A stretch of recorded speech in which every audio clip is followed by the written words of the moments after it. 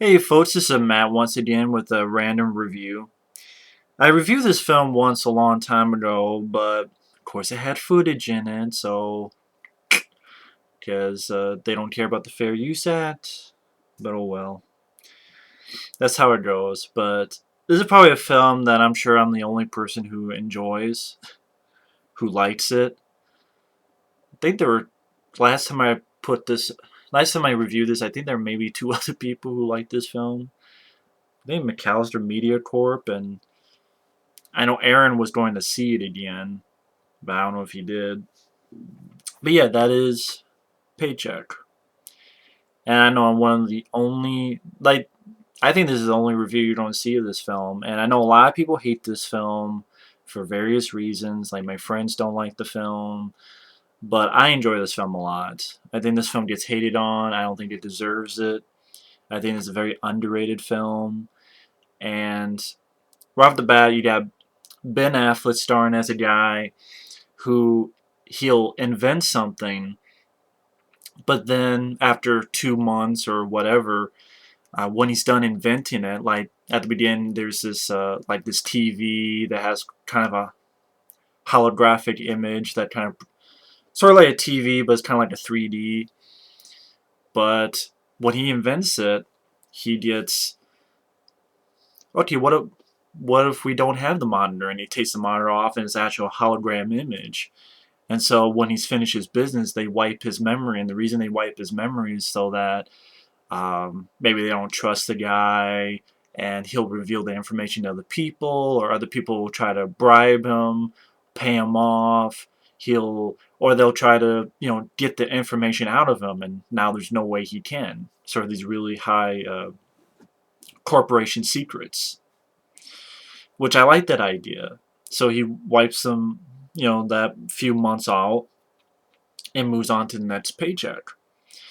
But he gets a call from his friend, played by Aaron Eckhart, who there's going to be this new job that's going to take 2 years, 2 or 3 years.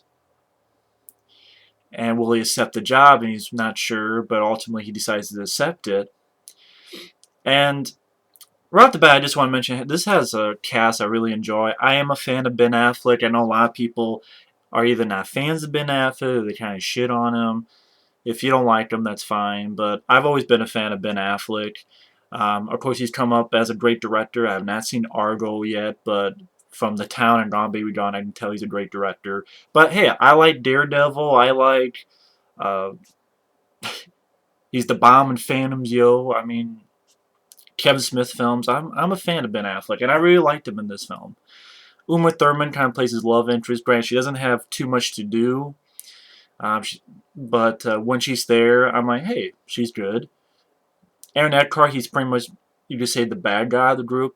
You have Joe Morton in there, who I've always enjoyed since Terminator 2.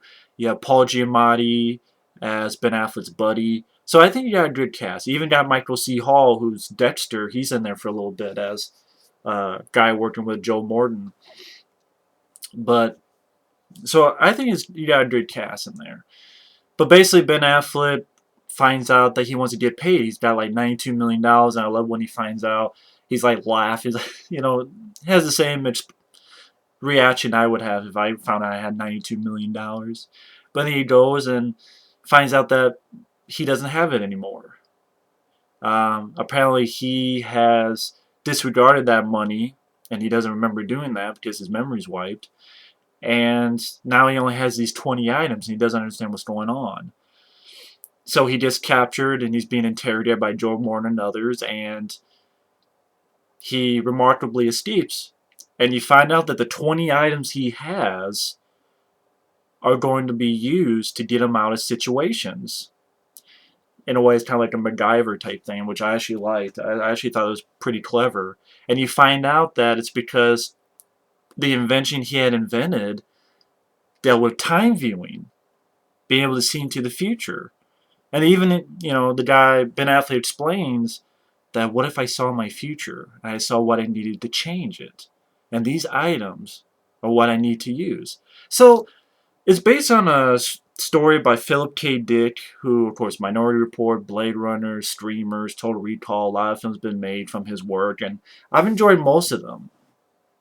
And, Paycheck, this one gets shit on a lot, and I don't understand it because I wonder if part of the fact is, well, there's a number of reasons. First off, I've heard bad acting, which I don't get. I don't understand the bad acting notion. I think you had a good cast. I think everybody did their jobs well.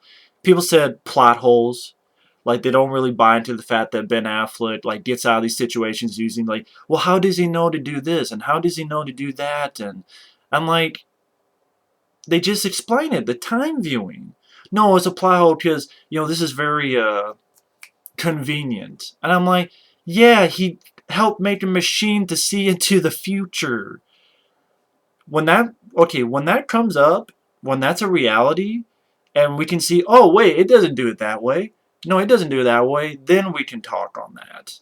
Maybe it's just the fact that I'm a fan of the film, so I can defend that. But if I wasn't a fan of a different movie, then I would pick it apart. Just, if you're not a fan of a film, you pick it apart.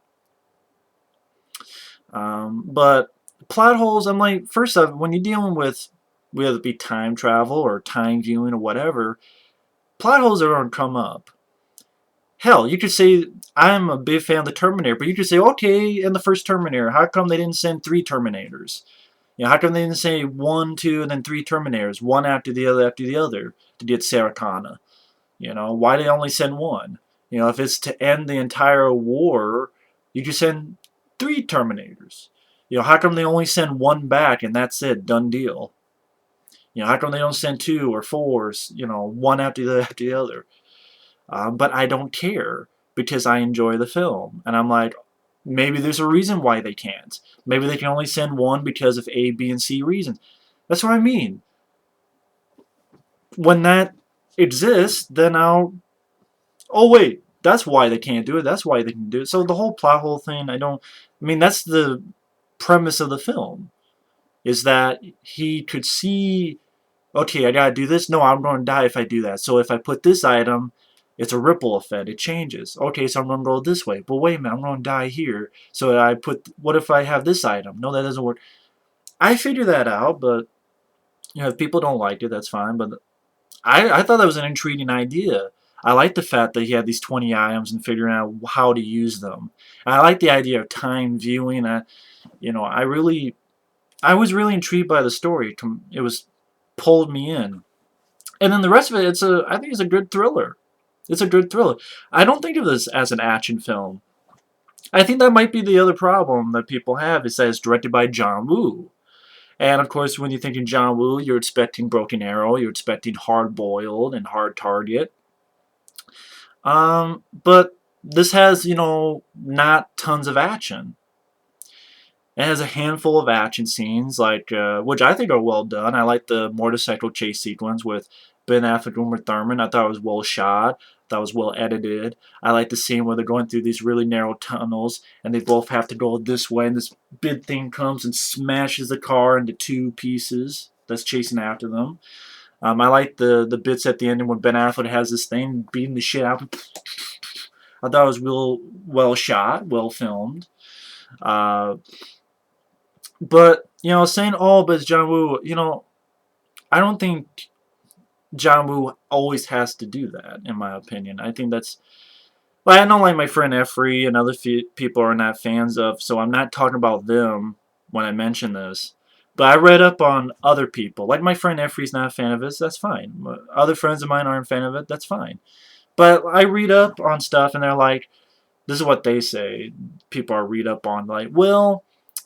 But John Woo, he needs to do wall-to-wall action. Where's the sunglasses? And where's the dual-wielding pistols? And where's the non-stop action? I went, why can't John Woo try to do a thriller? I think that's kind of unfair to John Woo, that he can't try to do something different. I don't care if something's different as long as it's an entertaining film. And I thought this was an entertaining film. I see films that are not wall-to-wall action, like The Adjustment Bureau, for instance. Which I think that's also a Philip K. Dick story. I may be wrong. But that's not wall-to-wall action. But I got invested with the story and the characters. And, I really enjoy that film. Stallone, when he did Lock Up. That's not a typical Stallone film. A lot of people hated that when it came out. Collateral Damage. That's not a typical Arnold Schwarzenegger film. A lot of people hated that when it comes out. Still do. But I really enjoyed Collateral Damage. And I really enjoyed Lock Up. I'm fine when people try to do something different, as long as I enjoy it. On the other hand, I'm not a fan of John Woo's Wind Talkers. That's a film I'm not really a fan of. Wind Talkers. Also, people say, but it's PG-13. I'm like, what about Mission Impossible 2? That's PG-13. And people are okay with it, with Tom Cruise, trying to be like Chow Yun-Fat. I like Tom Cruise, but I can't see him trying to be like Chow Yun-Fat. But that's just me. Uh, so, yes, it's not wall-to-wall action, but I knew that going in, and I think John Woo should be able to try to do different stuff, just like Stallone has with Lockup and Copland, just like Arnold has with End of Days and Collateral Damage. And John Woo, I'm not a fan of Wind Talkers, but I like this film. So, again, get into why I enjoy the film. I thought it was a really good story, whether it be the time viewing thing, whether it be these 20 items. For instance, I love the fact that, like, he has this hairspray and a lighter, and then there comes a time where he has to use it right into a guy's face and blinds him, and the guy shoots another guy, so he's able to get out of that situation. There's a moment where, like, for example, I thought it was a really clever, like, he has this engagement ring. He's like, what's this for? It's so that a thief will see it and grab it and run off, and he has to run off to it, and that's where he gets to where he needs to go at that time. People say convenient, but I'm like, I would say the same thing, but when that's the premise of the film, the fact that he saw the future and he saw what he needed to do to change it, I'm like, that was good enough for me. I mean, you can call me a simpleton or an idiot, but that was good enough for me. I really like the mystery behind why these items, what they need to be used for, this whole idea of the invention. I really like that idea. I thought it was a really cool idea.